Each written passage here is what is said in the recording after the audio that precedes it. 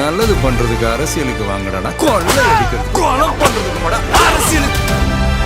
தளபதி விஜய் அவர்கள் நடந்து முடிந்த 2026 சட்டமன்ற தேர்தலில் 234 தொகுதிக்கு 107 தொகுதிகள் வெற்றி பெற்றிருக்காரு. திமுக வெறும் 74 தொகுதிகளை ஜெயிச்சிருக்கு. ஸோ விஜய் அவர்கள் முதலமைச்சர் ஆகிறது உறுதியாயிருக்கு.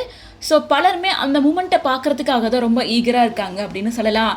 மேலும் தளபதி விஜய் அவர்கள் வெற்றி பெற்ற கையோட அந்த வெற்றியை கொண்டாடுறதுக்காக தன்னோட அம்மா அப்பாவை பார்க்கறதுக்காக அவரோட நீலாங்கரை வீட்டில இருந்து அம்மா அப்பா தங்கியிருக்க வீட்டுக்கு அவங்கள பார்க்கறதுக்காக கார்ல கிளம்பி போயிருக்காரு. அப்ப எடுக்கப்பட்ட வீடியோ சோஷியல் மீடியால வைரல் ஆயிட்டு இருக்கு. இன்னொரு பக்கம் இன்னைக்கு த்ரிஷாவோட பர்த்டே சார்பா அவங்க திருப்பதியில சாமி தரிசனம் பண்ணிட்டு நேரா தளபதி விஜய் அவர்களை பார்க்கறதுக்காக ஸ்வீட் பாக்ஸோட வந்திருக்காங்க. தளபதி விஜய் அவர்களுக்கு ஸ்வீட் கொடுத்துட்டு 1 ஹவரா தளபதி விஜய் கிட்ட பேசி முடிச்சுட்டு திரும்ப ரிட்டர்ன் ஆயிருக்காங்க. இவ்வளோ நாளா ரூமர்ஸா இருந்தது இப்போ உறுதியாயிருச்சு அப்படின்ற மாதிரி இருக்கு.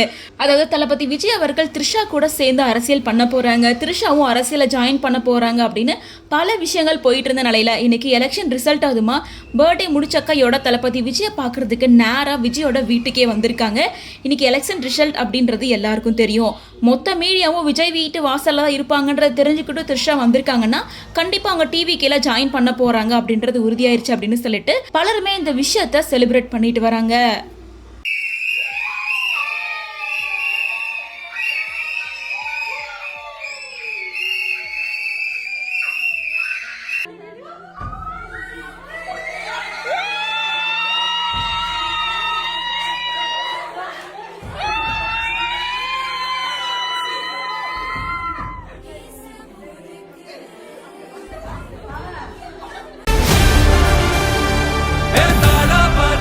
மக்களுக்கு நல்லது பண்றதுக்கு அரசியலுக்கு வாங்கடா, கொள்ளை அடிக்கிறது கொலை பண்றதுக்கு அரசியலுக்கு.